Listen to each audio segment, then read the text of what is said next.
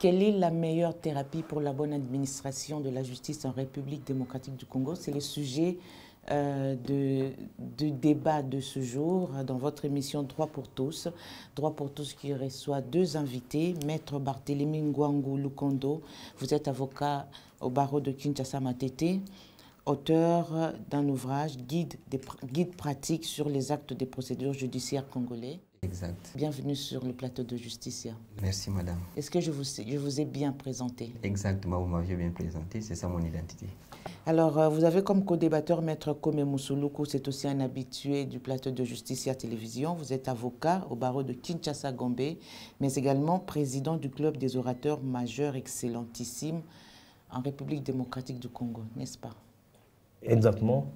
Très rapide de me retrouver sur ce plateau après belle lurette. Et la dénomination de mon association, Club des orateurs, est évocatrice parce que nous tenons au mot, voilà, au verbe, parce qu'au commencement était le verbe. Eh bien, vous tenez au mot, mais également les justiciables qui tiennent à une bonne justice.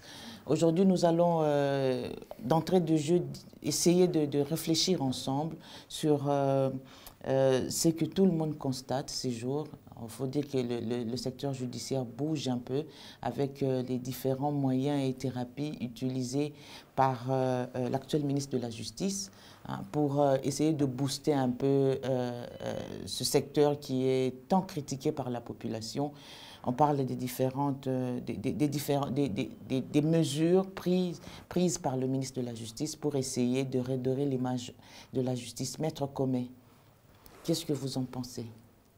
Oui, ça c'est le souci qui anime tout Congolais moyen, normal, patriote, civique, vertueux et désirant voir les êtres humains, surtout ceux qui vivent en République démocratique du Congo, vivre de manière pacifiée dans les rapports interhumains.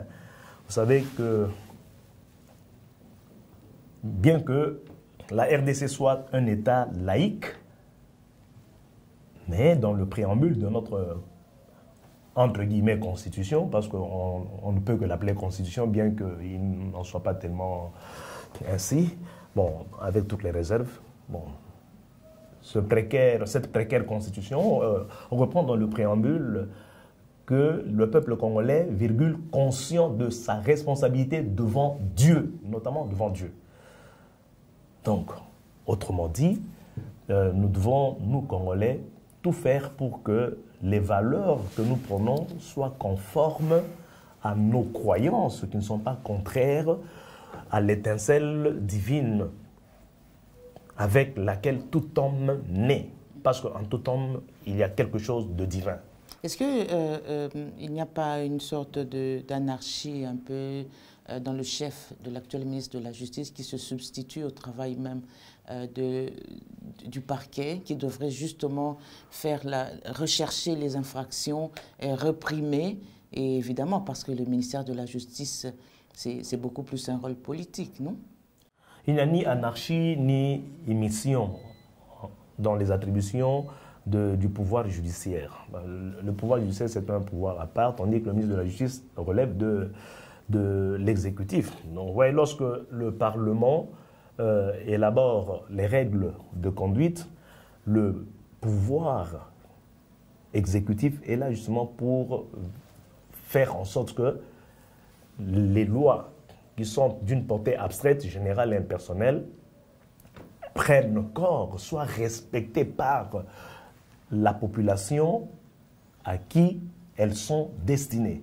Mais lorsque les êtres humains, dans leur conduite, arrivent ou en viennent à enfreindre les fondamentaux, c'est-à-dire les interdits sociaux dans leur comportement, alors là, il faudra que le pouvoir judiciaire puisse s'en saisir. C'est ainsi que vous allez constater que dans l'ancien temps, il y avait le ministère public. Le ministère public était perçu de manière bidimensionnelle, sinon hybride, c'est-à-dire qu'il relevait en même temps de l'exécutif et du judiciaire. Et il y a eu beaucoup de polémiques autour de la manière dont il fallait appréhender cette institution qu'est le parquet, c'est-à-dire le ministère public. Alors, vous voyez que En tant que relevant de l'exécutif, le ministère public, c'est-à-dire le procureur général de la République in illo tempore, et aujourd'hui le procureur général près la Cour de cassation, pouvait recevoir des injonctions de la part du ministre, justement parce qu'il doit avoir un œil regardant lorsqu'il constate que les lois pénales sont violées dans la conduite de la société, mais que le pouvoir judiciaire n'agit pas comme il se doit. Alors le ministère public, pendant qu'il concourt, parce que le parquet ne siège pas, il concourt, ce sont les juges qui siègent. Voilà. Donc il est là comme l'œil du ministère de la Justice. Vous parlez du ministère de la Justice sans faire de confusion avec le ministre de la Justice. Bon, quand il y a un ministère... Oui, c'est différent. Je vais revenir sur ça parce que, Maître Barthélémy, vous êtes un procédurier parce que vous avez aussi publié sur ça. Est-ce qu'aujourd'hui, on n'est pas buté à une question de procédure? Je parle plus précisément des procès que beaucoup appellent pour des raisons cosmétiques, notamment l'histoire des maisons closes, on parle des pratiques homosexuelles, etc. Des personnes qui sont présentées publiquement presque à la merci de la vindicte populaire. Est-ce que vous estimez que c'est la meilleure manière d'administrer la justice? Merci beaucoup, madame, pour la question que vous me posez. D'entrée de jeu, je tiens à vous dire qu'il y a un langage qui est générique, que tout le monde connaît. Et on a toujours dit que la justice élève une nation. Vous ne verrez nulle part qu'on parle que c'est l'économie qui élève une nation. On parle toujours de la justice qui élève une nation. Et dans cela, on estime que, vous savez, même les derniers jours, tous les domaines vont disparaître. Mais le seul domaine qui va rester, ce serait la justice, puisqu'il y aura un dernier jugement. Mais lorsque nous sommes dans la prise de décision, vous êtes nommé ministre de la Justice, procureur général, et que dans un pays où nous parlons d'un état de droit, les règles sont préétablies. Il y a une série de décisions que le ministre de la Justice a prises dans son cabinet. Et la question que tout le monde se pose, est-ce que ça respecte effectivement les procédures établies ou c'est à l'encontre de la loi? Nous avions vu tous, on a présenté les personnes présumées pour les violences sexuelles d'une part, et de l'autre côté, ils ont présenté les PIT, comme tout le monde les appelle.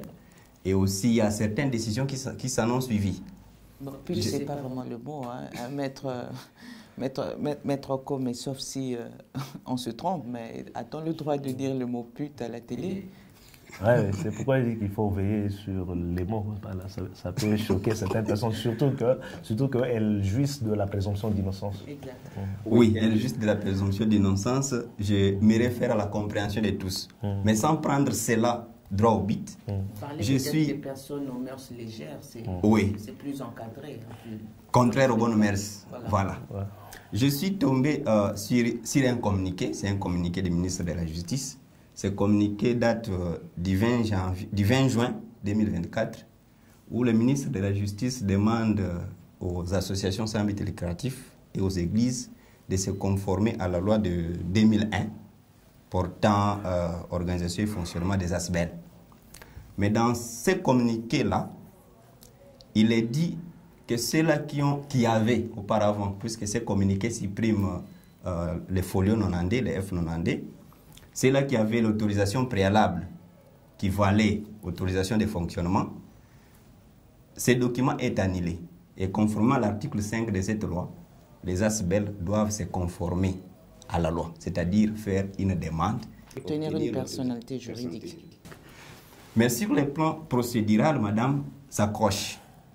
Ça croche pourquoi le ministre de la Justice, on ne peut pas le regarder comme tel, mais comme une institution ministérielle. Une personne qui a rédigé son statut, il va devant le ministère de la Justice, il dépose sa demande. Et on lui donne l'accusé de réception que nous appelons aujourd'hui le F92. Et cette loi-là, l'alinéa 3 dit, dépasser 6 mois, le ministre de la Justice est censé octroyer la personnalité juridique. Toutes ces personnes-là détiennent les accusés de réception. Les ministres de la Justice ne peuvent pas encore aujourd'hui demander à ceux-là qui avaient déjà déposé leur demande, qui détiennent les accusés de réception, formuler encore une autre demande. Non, il s'agit de se conformer à la loi, c'est-à-dire parfaire la procédure. Il ne faudrait pas comprendre une instruction sur un côté. Parfaire, terminer cette procédure, ne pas s'arrêter au F92. Je crois que le communiqué a été très clair. Oui, madame, j'ai voulu, le communiqué a été clair. Terminer cette procédure veut dire quoi? J'ai déposé, j'ai l'accusé de réception. Le ministère de la Justice a un délai de 6 mois pour m'octroyer la personnalité juridique. Faudrait-il encore reprendre cette demande-là? Automatiquement, c'est au ministère de la Justice d'appeler ceux-là qui ont les F90, les accusés de réception, de venir récupérer les personnalités juridiques. Mais par contre, les ministres demandent à ceux-là de se conformer à la loi, entre autres, formuler une nouvelle demande. C'est ça que dit le communiqué. Or, les demandes ont été déjà déposées et que ceux-là détiennent déjà les accusés de réception. Donc, vous Maître Barthélémy, vous estimez qu'il y a un certain nombre de décisions qui sont prises actuellement, qui sont à l'encontre même de la loi ou de la procédure? En compte de la procédure, puisque la loi est claire. Le ministère de la Justice n'est pas allé à l'encontre de la loi, mais c'est la procédure qui est un peu bâclée. Puisque moi, j'ai déjà fait la demande, j'ai formulé ma demande, je ne peux pas la formuler encore pour la deuxième fois. Et vous savez, le coût pour cela, ça peut demander aux ASBEL et aux églises. Maître Comé, vous avez aussi une ASBEL. Est-ce que vous avez compris cette instruction de cette manière? Vous voyez, lorsque Son Excellence, Monsieur le Ministre, veut prendre une décision et même, à plus forte raison, prendre le risque de la rendre publique au travers d'un communiqué, il faut au préalable, c'est pas pour eux qu'ils ont des conseillers juridiques, hein, au préalable se faire entourer et écouter, beaucoup plus écouter les conseillers. Voici ce que je suis en train d'envisager.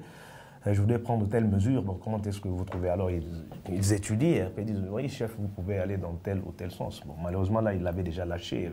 Tout ce que nous allons apporter ici comme rectificatif, ce sera a posteriori.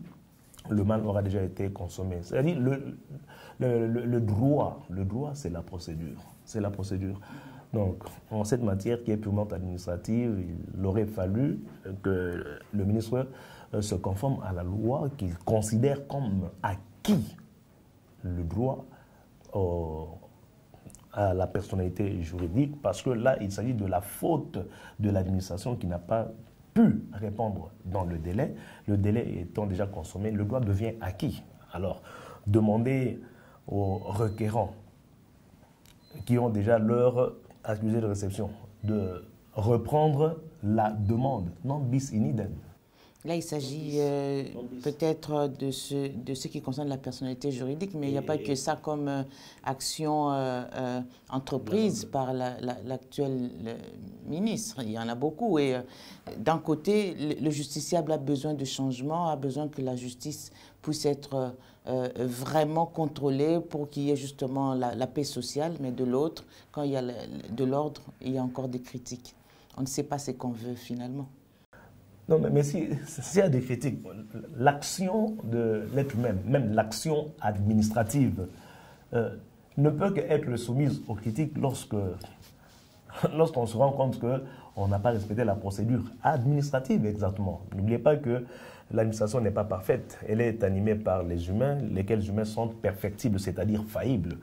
Et alors, ça peut engendrer même la responsabilité de l'administration, parce qu'il n'y a pas que l'organisation de l'administration, il n'y a pas que le fonctionnement, mais il y a aussi les dommages que l'administration peut causer aux administrés. Comme l'espèce qui vient d'être évoquée, la faute revient à la lenteur, à la léthargie, au laxisme de l'administration. Alors il ne faudra pas en faire pâtir l'administré, qui lui s'est conformé en formulant sa requête, en la déposant, et il est en position de son accusé de réception, et l'administration tarde à pouvoir lui octroyer la personnalité juridique. Alors qui voulez-vous qu'il puisse souffrir des erreurs de l'administration? Là, il faudra appeler à témoin le professeur Vundoy Tepemako, qui heureusement est encore en vie. Il dit que la faute de l'administration ne doit pas nuire aux administrés. Maître Barthélémy, vous avez quelque chose à compléter avant d'évoluer? Oui, c'est exactement ce que mon co-débatteur venait de dire, et nous l'avons déjà dit, qu'on ne peut pas y revenir deux fois sur une même question qui pouvait déjà trouver la solution. Bon, au-delà de ça, parlons des numéros verts qui ont été rendus publics pour dénoncer les magistrats véreux. Au moins une avancée. Madame, une innovation peut-être. C'est encore un problème, celui-là. Vous savez, lorsqu'on parle de la bonne administration de la justice, il y a les acteurs qui doivent assumer leurs responsabilités pour que l'administration de la justice soit considérée comme telle. Et lorsque nous énumérons les acteurs de la bonne administration de la justice, il y a les magistrats. Les magistrats là. Et les magistrats ne tombent pas du ciel. Lorsqu'il est nommé comme tel, on lui donne la bonne conduite. Et dans cette bonne conduite, c'est se conformer rien qu'à la loi. Il n'a pas autre chemin à prendre. Rien que la loi. Et vous allez vous rendre compte que dans nos palais de justice, une affaire purement civile, puisque l'officier du ministère public a reçu une plainte, des fois on cherche à boutiquer la cause pour la revêtir d'un aspect pénal et on arrive aux arrestations. Vous n'allez pas me contredire, autrefois, le procureur avait donné pour dire ce n'est pas évident. Vous arrêtez une personne le matin, le soir il est libéré. Mais pourquoi d'abord vous l'avez arrêté? Alors il y a certains comportements qui est à décrier, qui ne sont pas bons, et au préjudice même des justiciables.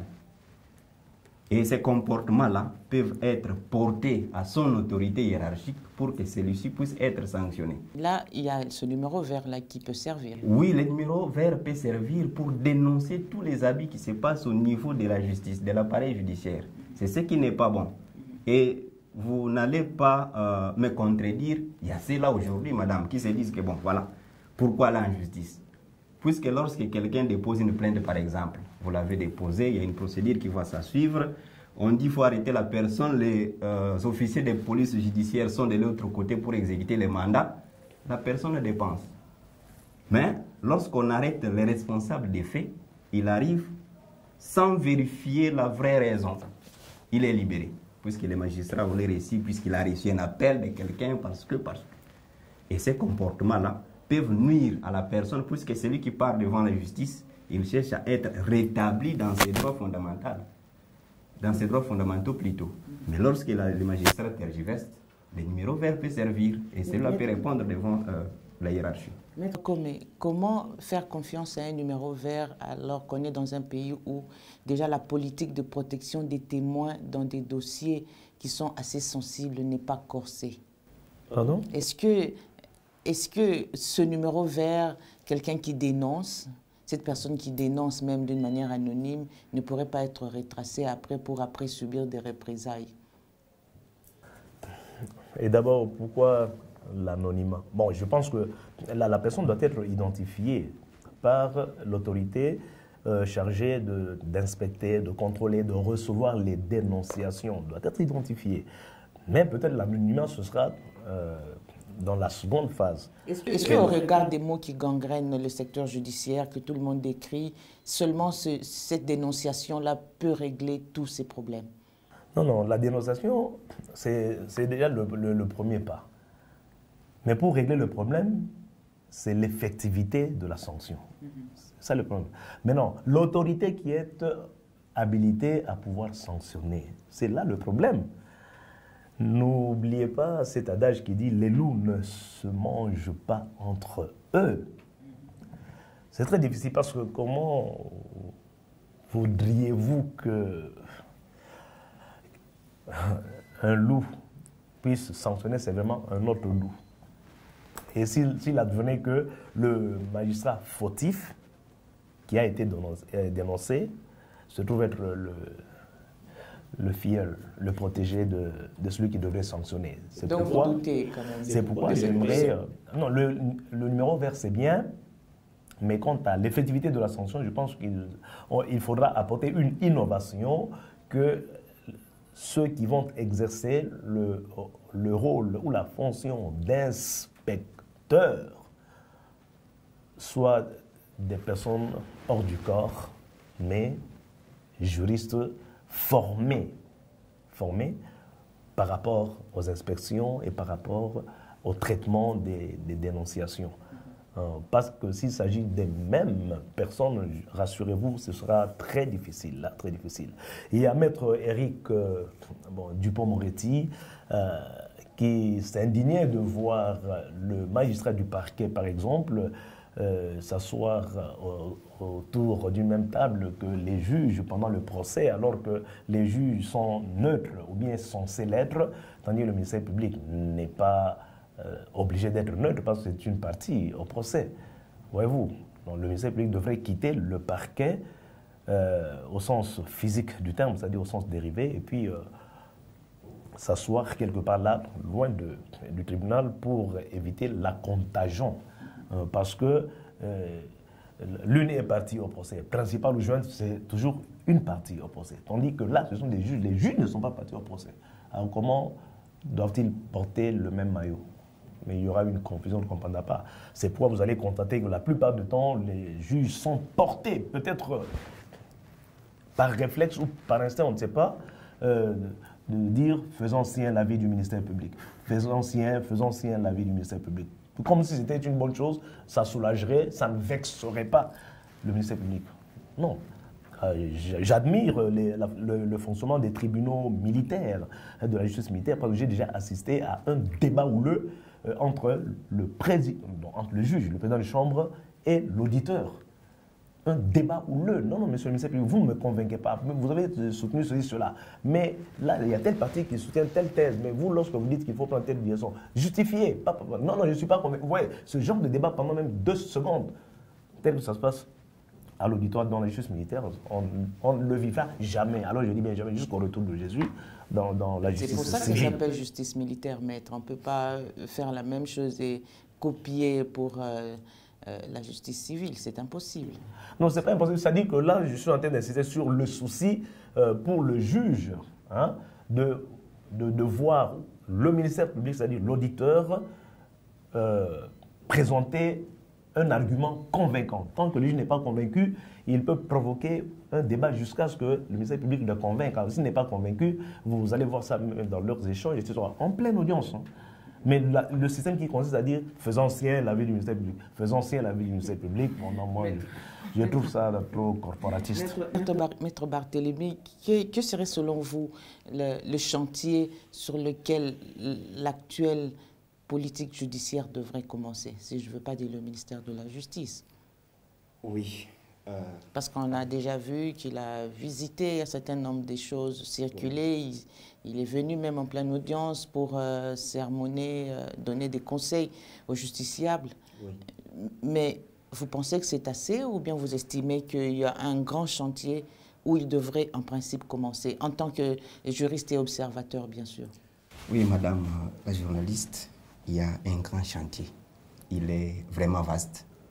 C'est la raison pour laquelle on ne cesse de crier par rapport au fonctionnement de la justice de notre pays. Vous savez, aujourd'hui, ce n'est pas seulement qu'on a arrêté la personne, il est allé en prison et la justice est faite.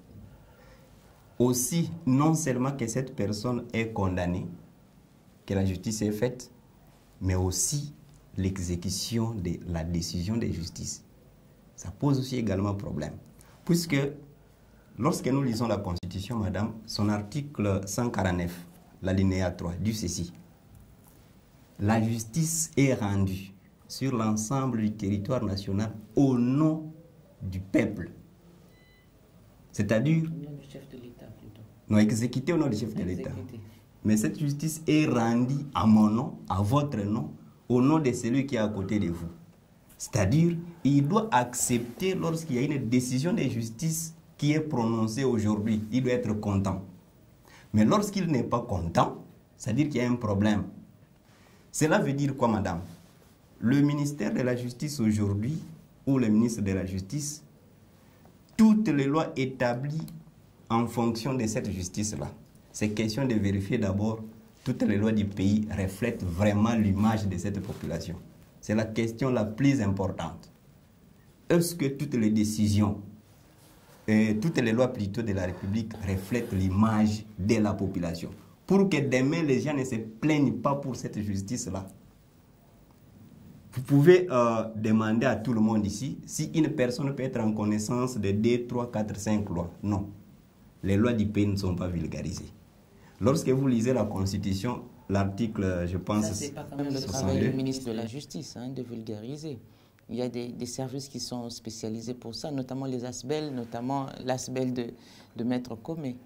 Oui, il peut le faire, ce n'est pas un problème. Il va réagir. Il va réagir par rapport à ça, madame. Lorsque vous lisez, ce n'est pas son problème, mais il a une implication à faire. Pourquoi je l'ai dit? Lorsque vous lisez l'article 62 de la Constitution, et les termes clairs, on dit nul n'est censé ignorer la loi. Et ça s'arrête là. Et plus loin, pour que vous ayez cette connaissance de la loi, on dit aussitôt publié au journal officiel, c'est fini, tout le monde a connaissance. Mais le journal officiel se trouve où? L'avenue Lukusa numéro 5. Celui qui est à Kassangounou là-bas, quel jour il viendra pour prendre connaissance de cette loi-là? Donc c'est-à-dire si on veut vite résoudre la question de la sanction, sans revenir, pourquoi d'abord y arriver? Ça va toujours poser un sérieux problème. C'est-à-dire, étant ministre de la Justice, toutes les questions doivent être pertinentes à son insu pour voir qu'est-ce que je dois normalement faire. Est-ce faudrait-il une réforme? Raison pour laquelle il descend sur terrain pour voir au niveau des services judiciaires et pénitentiaires et tout ça. Ça c'est encourageant. Effectuer des descentes, c'est être en contact direct avec les concernés. Et là, il pourra avoir le net esprit. Donc c'est encourageant par rapport à ça. Donc voilà. Maître Comé. Oui. Le ministère, c'est la mission. Mitterrand envoyé. On le charge du domaine de la justice, qui est vaste. Mais dans le domaine de la justice, il y a des acteurs judiciaires. Mais parmi lesquels les avocats.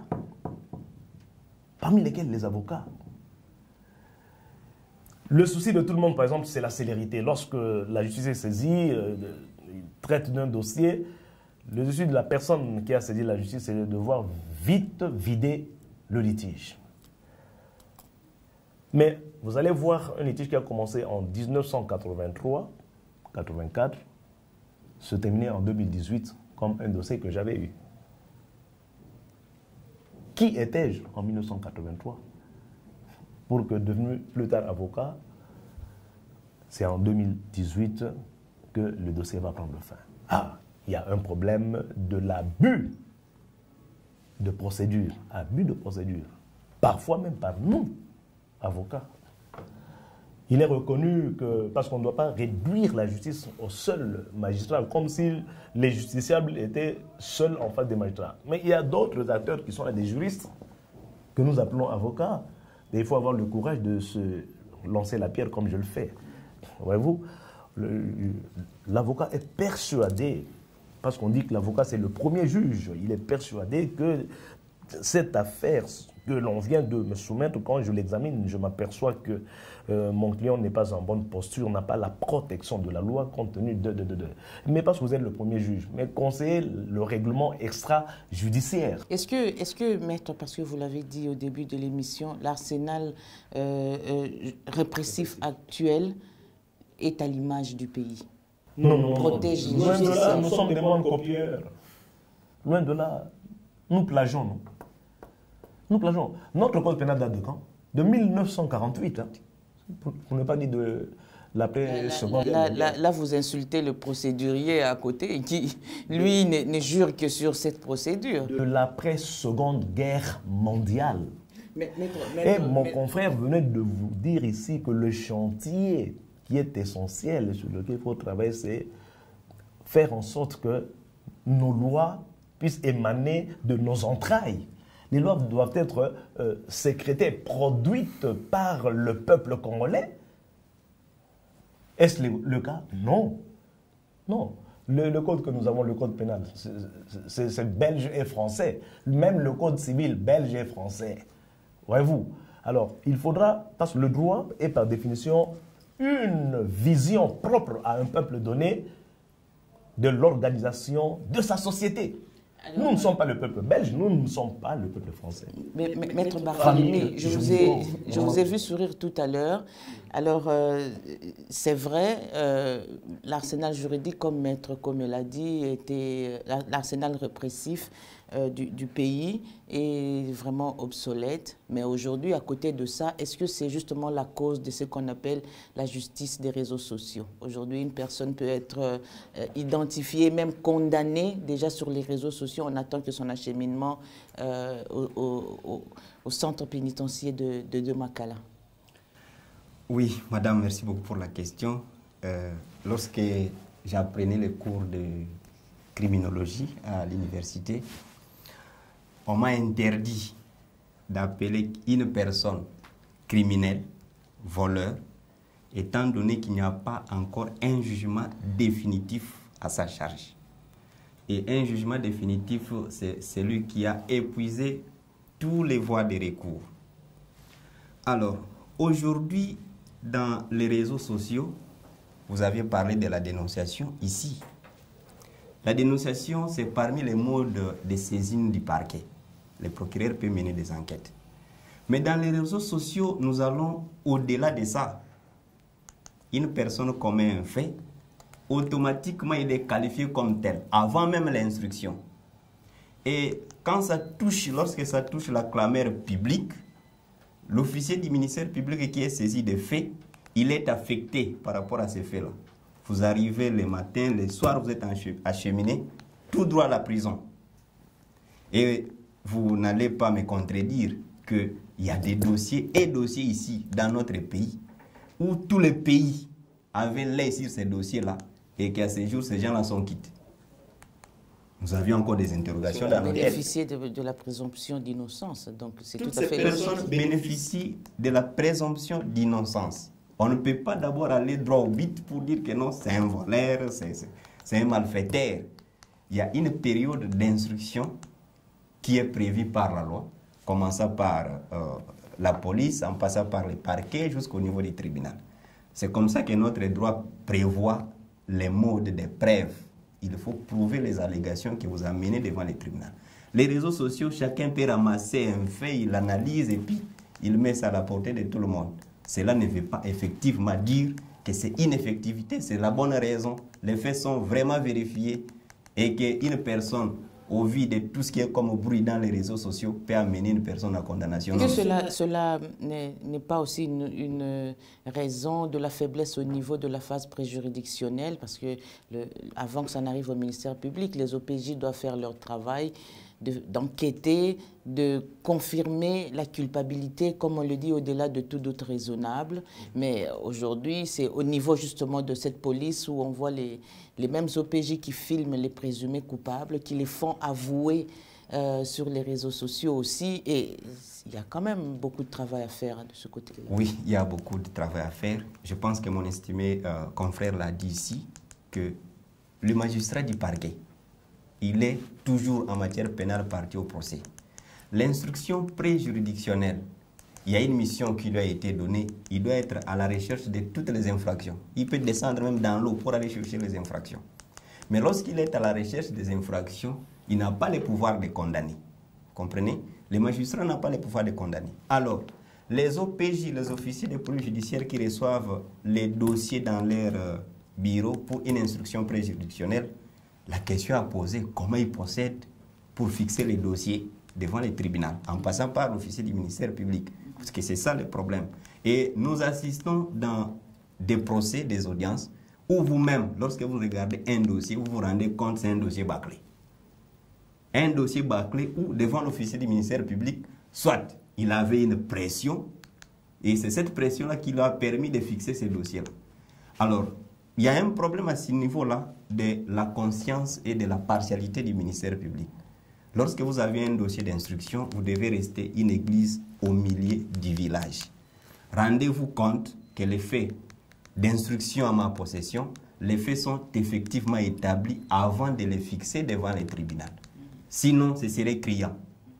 Et vous allez vous rendre compte que par rapport au principe d'unicité du ministère public, la même personne qui a fixé les dossiers devant les tribunaux et que les juges arrivent à quitter cette personne-là, Des fois, il peut aller en appel ou pas, mais le juge qui a le monopole de la décision a déjà dit.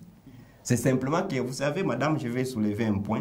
Si la loi, si la loi nous donnait, nous, avocats, la possibilité de défendre nos clients devant les magistrats, ça devrait être autre chose. Puisque là, on est observateur, on observe qu'est-ce que les magistrats disent, c'est lui qui pose des questions.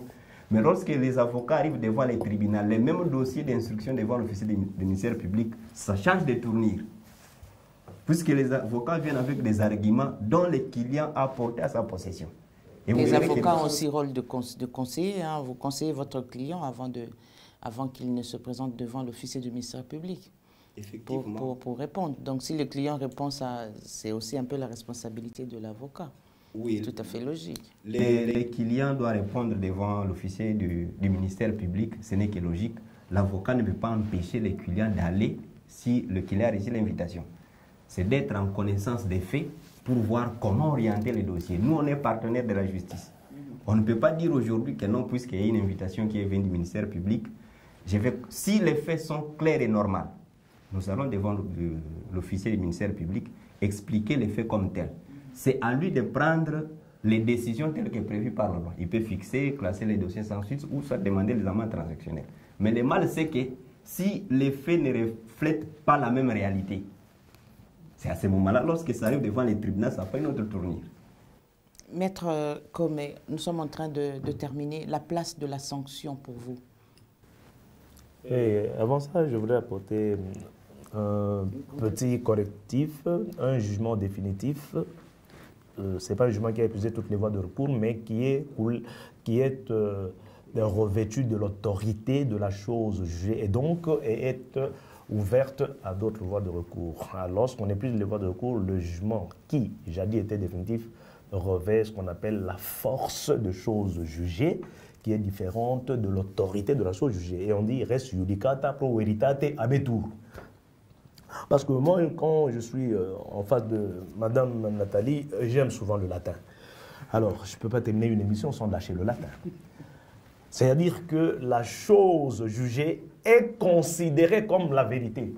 Considérée comme la vérité. C'est ça le jugement définitif. Autrement dit, que le juge étant un être humain, René Descartes avait dit que comme il nous arrive de nous tromper, parfois, peut-être nous arrive-t-il de nous tromper toujours. Luzolo Bambilesa, dans son livre, allant dans le sens d'Antoine Rubens, qui est son grand-père, parce qu'Antoine Rubens a formé le professeur Bayona Bameya, mon maître, et Bayona Bameya a engendré Luzolo Bambilesa. Il dit que le juge, à la page 123, droit judiciaire zaïrois ou congolais, quelle que soit la conscience professionnelle qui caractérise les magistrats, ils ne sont pas à l'abri de l'erreur. C'est pourquoi le législateur a prévu les voies de recours. Alors, nous aurons des jugements définitifs, d'une part, et en amont, et des jugements coulés en force de choses jugées. Parce qu'il nous arrive de lire dans certaines écritures de ceux qui terminent l'université qui préfèrent vite passer au prétoire au lieu de s'asseoir au pied du gourou pour être formés, et dire couler en autorité de choses jugées. En autorité de choses jugées, ça n'existe nulle part, même pas en France, encore moins en Belgique. Famille à laquelle nous appartenons par malheur. Quel est votre souci, Maître Comé? Mon souci à moi, c'est l'orthodoxie dans le vocabulaire ou les vocables du droit. C'est pas pour rien que l'on a érigé Serge Guinchard et Thierry Desbarres, professeur à l'Université de Lyon, de Jean Moulin aussi, etc. Ils ont rédigé le lexique des termes juridiques. Alors, ma question était de savoir la place de la sanction dans le système répressif congolais. Est-ce qu'on devrait encore corser les sanctions vis-à-vis du corps judiciaire pour mieux asseoir la distribution de la justice, ou alors il y a une autre thérapie? C'était la question. En tout cas, la première manche de votre conjecture, c'est-à-dire hypothèse, lorsque vous formulez votre question, qui n'en est pas une, parce que ce n'est pas une question, c'est une réponse que vous donnez déjà. Et c'est ça que les professeurs de psychologie nous disaient, dans une question, il y a la réponse. Un élève intelligent percevra la réponse dans la question du professeur. Et vous étant considéré comme la professeure, et ça c'est l'évolution du genre à l'Université de Québec au Canada, dont est responsable Madeleine Françoise Dargirol, responsable pédagogique du français juridique. Voilà. La place de la sanction est essentielle. Tout tout le monde craint la sanction, à la seule condition qu'elle soit effective. Il faudra que ceux qui aspirent à être autorités pour pouvoir contrôler, guider, sanctionner le cas échéant, les auteurs des faits dommageables soient aptes à pouvoir sanctionner. Mais je vous dis que le constat est regrettable. Nous avons des autorités qui sont par fonction habilitées à sanctionner, mais qui sont naturellement inaptes à pouvoir infliger la sanction. Lorsqu'on va commencer à évoquer des prétextes, c'est-à-dire des excuses, « Ah, je me rends compte que celui-ci, quel magistrat a fait ça tel ?» Oh là là là là. Comme on dit en Kikongo dans le Bandou, c'est-à-dire la noix tombe dans le caca, on ne sait plus la manger. Ah, si c'était un autre magistrat que je ne connais pas, j'allais sanctionner sévèrement. Bon, petit, tu es sauvé des griffes du lion. Prochainement, ne reprends pas ça. Non, mais il n'y a pas eu sanction. Entre-temps, il y a un justiciable qui a subi des dommages, parfois même irréparables. C'est ainsi que je dis que l'inspection, comme nous avons à Lingeti, Jules Lingeti, IGF, nous aimerions qu'il y ait quand même un corps. Il y a l'inspecteur aussi des services judiciaires qui s'occupent. Il y a aussi le Conseil supérieur de la magistrature. Oui, le Conseil supérieur de la magistrature ainsi que l'inspectorat, mais il faut maintenant dresser le bilan, qu'ils viennent, par exemple, vous pouvez les inviter, ou bien vous invitez plutôt le public consommateur de la justice, parmi ceux qui ont été victimes, par exemple, de ce qu'ils ont considéré comme injustice et qui ont eu à saisir l'inspectorat des services judiciaires et qui ont eu à saisir le Conseil supérieur de la magistrature pour dénoncer tel comportement blâmable dont aura été coupable, par présomption bien sûr d'abord, magistrat, etc. Parce qu'il y a plusieurs voies qui sont prévues, hein, la prise à partie, etc., la requête civile, pour essayer de dégager la responsabilité professionnelle et individuelle du magistrat. Mais les justiciables n'ont pas forcément les moyens pour pouvoir mobiliser un avocat de cette envergure. Oui, la procédure devant la cour de cassation, tout ça, c'est pas une chose aisée. Mais moi, s'il vous plaît, moi, je voudrais ceci. En conclusion, hein, pour laisser aussi le temps à Maître Barthélemy de conclure. Cette question a une ramification sur le Parlement, pour ne pas dire les parlementaires. Je ne dis pas parlementaires, bien qu'il arrive parfois de mentir, mais parlementaires, en tant que députés sérieux, il faut qu'ils essaient de revisiter les sanctions, c'est-à-dire en les renforçant, et puis d'appliquer cette fois-ci la sanction. Je parle concrètement, je peux donner une illustration. Le détournement de deniers publics, moi, Maître Moussouloukou, je préfère qu'il se voit combiner la sanction de la peine de mort. C'est juste ce que moi je veux. Oui, c'est ça la proposition, mais il faudra que les parlementaires... Que ce soit dissuasif. Oui, il faudra que le parlementaire... Et puis que ce ne soit pas seulement dissuasif, mais dissuasif bien sûr par principe, mais pratiquement il faudra que nous vivions au stade des martyrs des pendaisons. Des pendaisons. Nous avons suivi avec Ibrahim Traoré, hein, comment on a flagellé un ministre détourneur. La République démocratique du Congo est un pays qui respecte les lois et les règles, donc on ne peut plus revenir sur ces genres de sanctions, mais c'était une proposition. Non, on ne respecte pas les lois. Quand on ne sanctionne pas efficacement de manière à dissuader, quand les sanctions sont inefficaces, on n'est pas un état de droit. C'était votre dernier mot? Oui, quand les sanctions ne sont pas efficaces, on n'est pas dans un état de droit. Alors il faudra sanctionner l'autorité qui devrait sanctionner. Maître Barthélemy, votre thérapie? Oui, madame, vous savez... pour la bonne administration de la justice. Les droits pénals, c'est un droit sanctionnateur. Avec les droits pénals, on ne négocie pas. Faudrait-il renforcer la sanction, oui ou non? Mais la vraie question à répondre, c'est celui de savoir qui il faut sanctionner. Les responsables des actes. Aujourd'hui, dans notre arsenal judiciaire, vous savez, si vous allez aujourd'hui à la prison centrale de Makala, lorsque vous êtes en conversation avec les prévenus, vous vous rendez compte, c'est pour ces faits-là que vous êtes en prison. Dommage, il est déjà là. Et que donc, en histoire, on dit, les passés aident les présents pour conquérir le futur. Notre pays, la République démocratique du Congo, a des lois. Et on a toujours dit des bons textes. Mais le vrai problème qui reste, c'est l'applicabilité de tous ces textes-là. Pensez-vous aujourd'hui qu'une personne qui a commis un forfait sanctionné par la loi, il est arrêté, mais il n'est pas puni. On le libère. C'est tel que les confrères viennent de le dire, celui qui devrait sanctionner, lorsqu'il ne sanctionne pas, vous les sanctionnez. Pensez-vous que pour la même personne, vous venez aujourd'hui, vous renforcez encore la loi? Ce serait la même chose. C'est question de faire une évaluation. Qu'est-ce qui se passe par rapport à l'application des peines? La sanction infligée aux auteurs des faits. Sont-ils effectivement sanctionnés sévèrement tel que prévu par la loi? Si tel n'est pas le cas, c'est question de revoir qu'est-ce qui n'a pas marché. Faudrait-il revoir la loi ou renforcer la peine? Alors, à cette question, madame, c'est une question qui est philosophique et d'éthique. Les personnels judiciaires, c'est ça le vrai problème.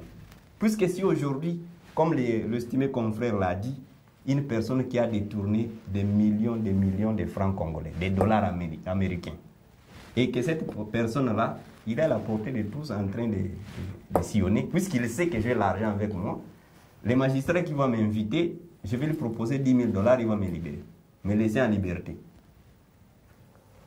Quelle est la force de la loi? Même si vous la renforcez, comment?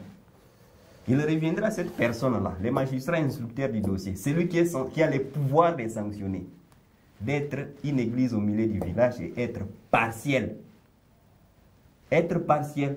Je suis saisi des faits, je dois sanctionner et il faut aller jusqu'à la sanction finale telle que prévue par la loi. À ce moment-là, ça pourra bien résoudre la question. Si on organisait des séminaires peut-être d'encadrement, de remise à niveau ou d'explication sur le serment, est-ce que ça donnerait quelque chose? C'est très important, madame.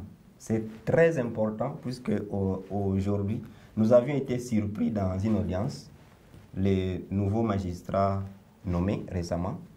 On arrive, on soulève les exceptions, il y en avait 5. Et c'était une affaire pénale. Et à la fin, l'officier du ministère public devrait donner son avis par rapport à toutes ces exceptions-là. Ils étaient là en groupe. Mais à la fin, on a compris, même les prévenus qui étaient avec nous ont compris que les niveaux étaient encore bas.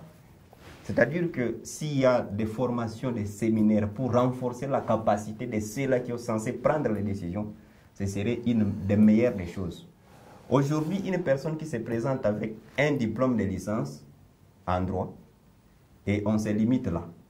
Il y a certaines personnes, il a fait les graduats, le commerce, et il dit non, je vais demander l'extension, il vient ici à l'INIKIM, il a un diplôme de licence, mais les notions préliminaires l'échappent.